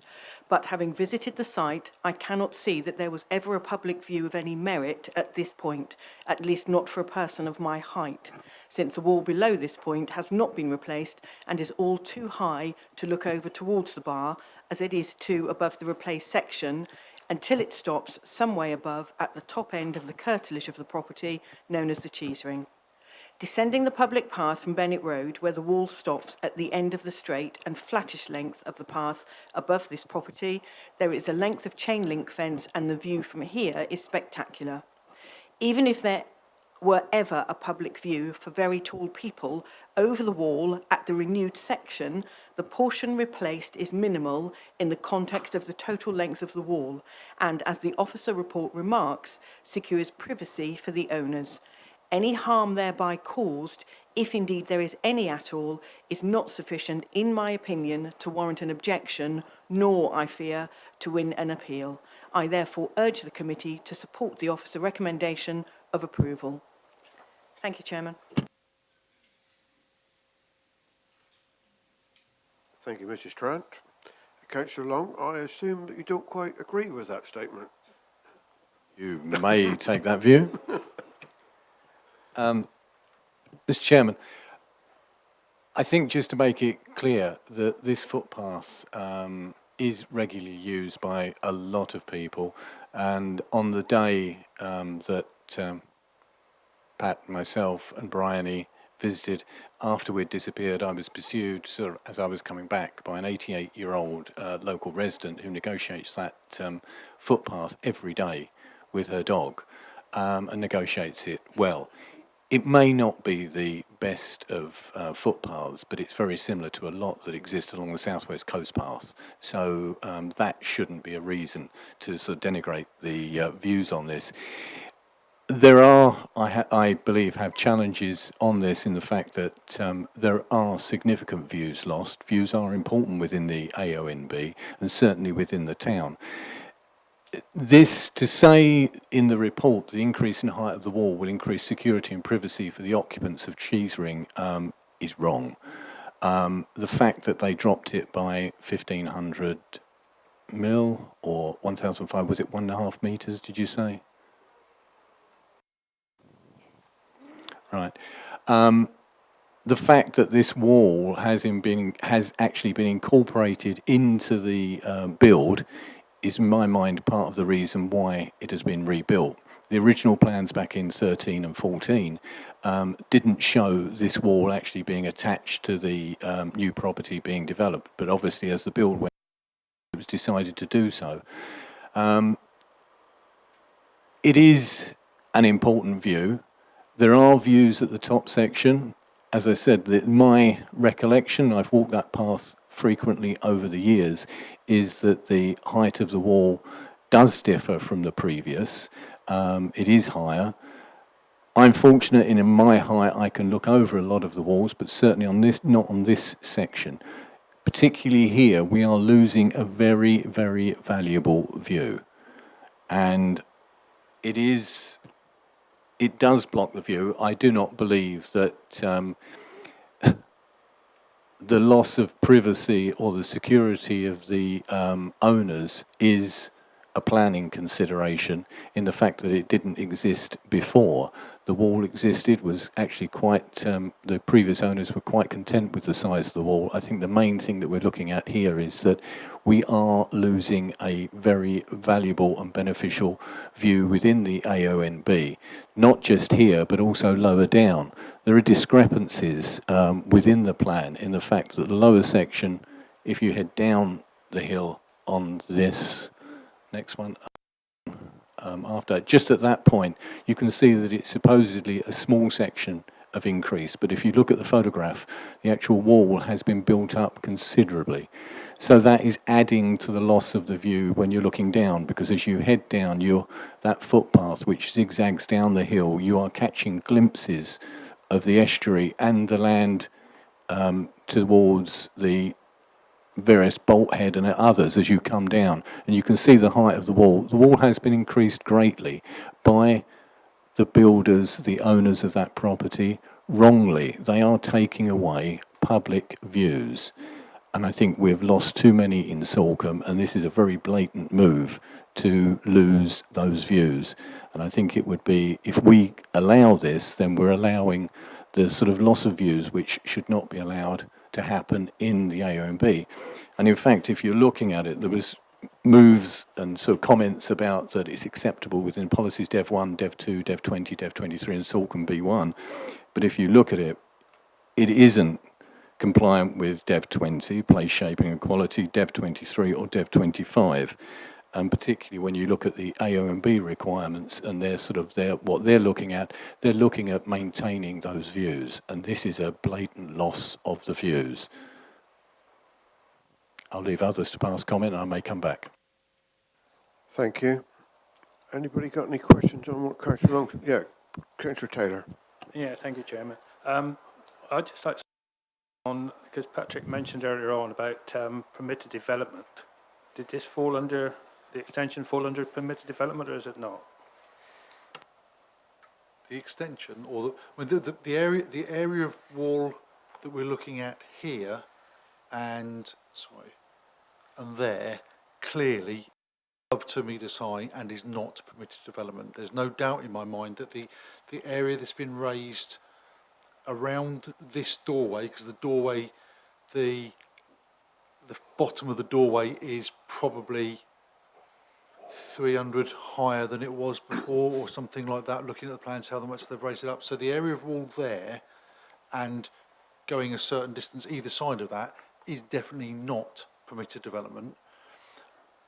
I think that the area next to the Hipple field may well be permitted development, but this clearly isn't. And my understanding from Councillor Long's and the town council's main concerns are the views you got from the photograph, from the footpath at this point, because the views at the top are still broadly maintained. You can still see either side of the wall doesn't block them. So in terms of where the main concern has been raised from from Councillor Long and the Town Council, I believe it's in this area, and it clearly is not permitted development.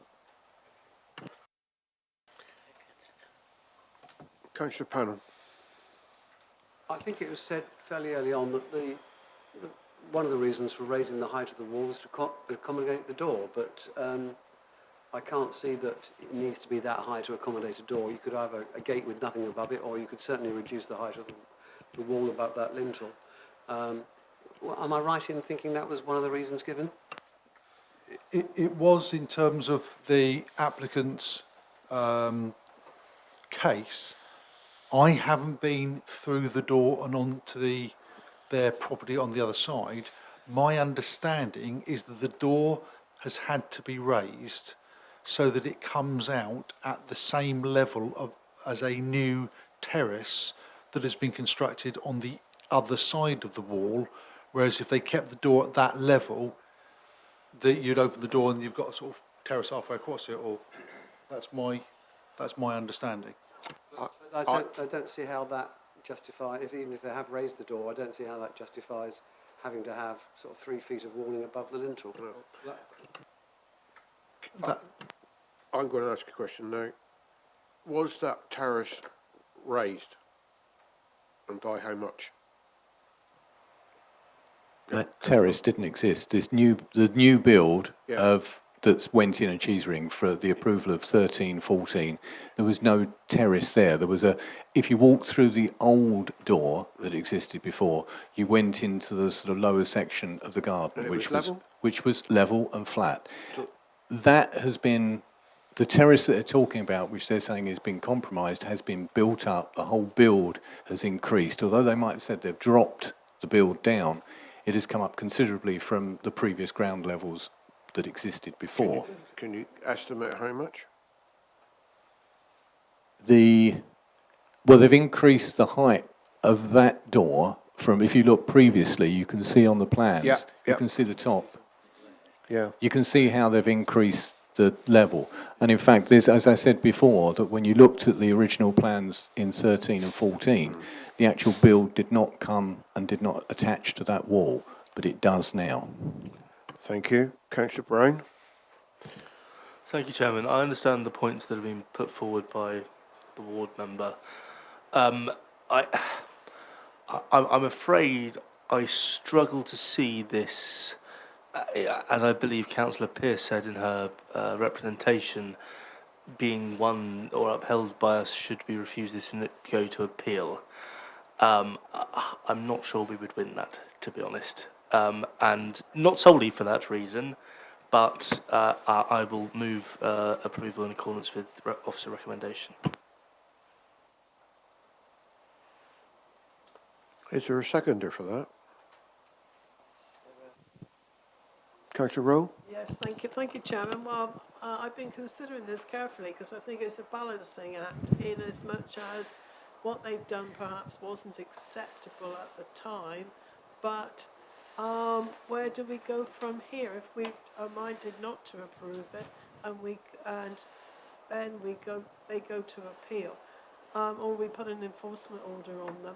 I don't think that they will be made to take it down, so I'm therefore happy to second the move for approval. Thank you for that. I think Officer Weimer would like to add something on that. I would like to as well. In response to what Councillor Rose just said, the application is before you. It is retrospective, but that does not, should not, alter the way you determine the application. If you feel that the increase in height of the wall is unacceptable because of the impact it has either on views from the A and B or another reason that hasn't yet been said, if you feel it's unacceptable, and it is refused, then it is for the authority to take enforcement action to resolve that that breach of planning control. The fact that the fact that it's been done should not fetter your decision on how to go forward. Councillor Camp and then Councillor Pannell.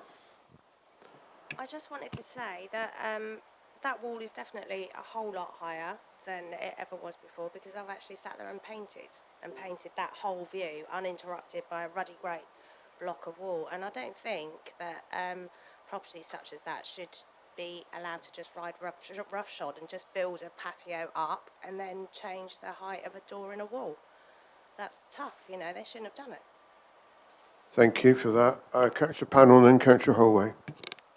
I'd like to support Councillor Long. I think I don't walk as much as I used to in the countryside, but I enjoy walking in the countryside, and one of the delights of that is taking in the views.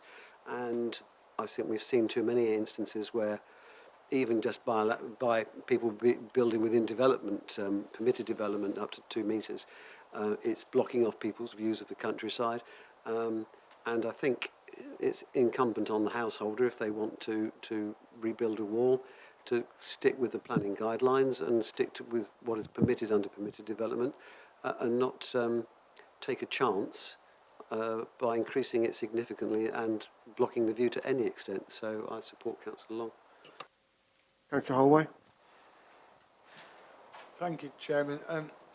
From my understanding from everything that's been said, it sounds as if there are other places where the view can be enjoyed on this path. And I mean, to a point, looking at the state of the path, one might argue that stopping people looking at the view and encouraging them to look where they're putting their feet could be a safety feature on this path. I can't believe you just said that. Unusually, I'm going to come out. I will not be supporting the officer in this. Not with what I've seen. Councillor Hodgson first. Go on.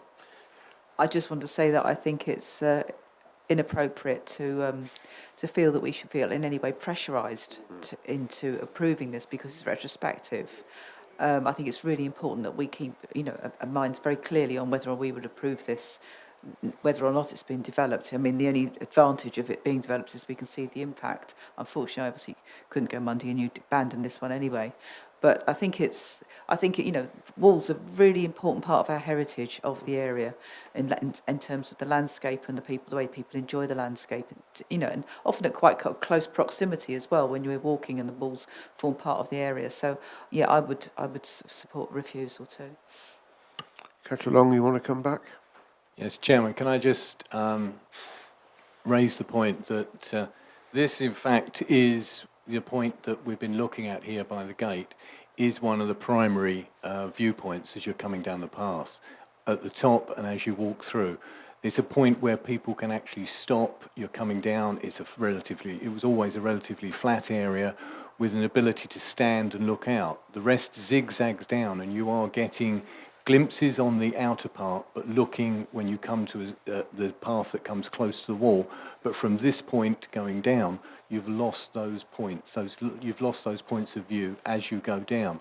So it is wrong to say that you are not losing much view. You are losing the primary point of view here, which is crucial on any footpath. Basically, what you have lost, apart from the top, is you have lost the view the way down that footpath now. You do not get those glimpses, those views of the estuary, the views across the Bolt Head. You have lost it, and I think it's very poor of us to give consideration that just because something has been built that you cannot address it. Yep. We can. Right. Anybody else? Where are we as far as who goes first, whether we go for refusal or whether we go for... Has refusal been seconded? Can I just check? Yeah. Councillor Pannell, you supported Councillor Long, you did not formally second. So you are formally seconding You'll move for refusal. Okay. My understanding is that actually, in that case, the approval was proposed and seconded first. Is that correct? So, Chairman, you take the vote for approval first. Are we clear on this? You're, at the moment, you're voting firstly to approve the officer's recommendation that the wall is allowed to stay as it is. That's the upshot of it. If it did, okay? So can I have show of hands on those who want to go for approval? Thank you. Those against? 8. Right. So we'll now, before we do that, have we got enough for, as far as reasons to refuse? I believe there is enough, but what I would respectfully request that its refusal for the detailed reasons delegated to the chairman and ward member rather than just doing them on the hoof here and now. I've certainly heard what the issues are in terms of protection of A and B views, public views from the footpath. So I'm comfortable with where it is, but we just need to get that formally drafted out with some. There are policies to put to it, and then come back to the chairman, to you and the ward members for signing off, if that's okay. That's okay. Right, so now we are voting for refusal. All those in favour of refusing this application? 8. 8. Have you got them all? Thank you. Okay. So the against refusal? 3. So that application is refused. Now, Mr. Weimer wants to say something else. I would, because it's retrospective and we've just refused it, then I believe it'll be incumbent on us now to take enforcement action. I'm going to ask that the enforcement team have a conversation with Councillor Long because of his obvious local knowledge, potentially Councillor Kemp, especially if she's got a painting of the wall as it was, because we are going to need to be more precise than saying reduce the wall to its previous height, because I've got no personal knowledge of what its previous height was. So I think we need to be quite clear what exactly it is going back to, and making sure that lawfully we're covered in terms of what we're seeking to get them to do is no more than permitted development. What we might have to do is say it's got to be taken back to 2 metres high. But that's a conversation we need to have. But that does need to happen relatively soon. Right. Yeah, Councillor Abbott. It may be that the Salcombe Parish Councillor also has photographs, or there might be a photographic record of that area. There will no doubt be hundreds of photographs, I would imagine, from that point, from what I know of it. Yes. Okay. Right. Next item on the agenda is the TPO, isn't it? Oh, is it? Chairman? Yeah. Well, I don't know if I need to wait for the officer to sit down first. Please. Okay. That would be polite.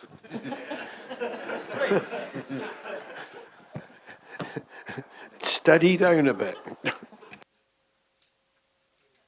Right. Next item on the agenda is a TPO application registration number 3353/19 TPO.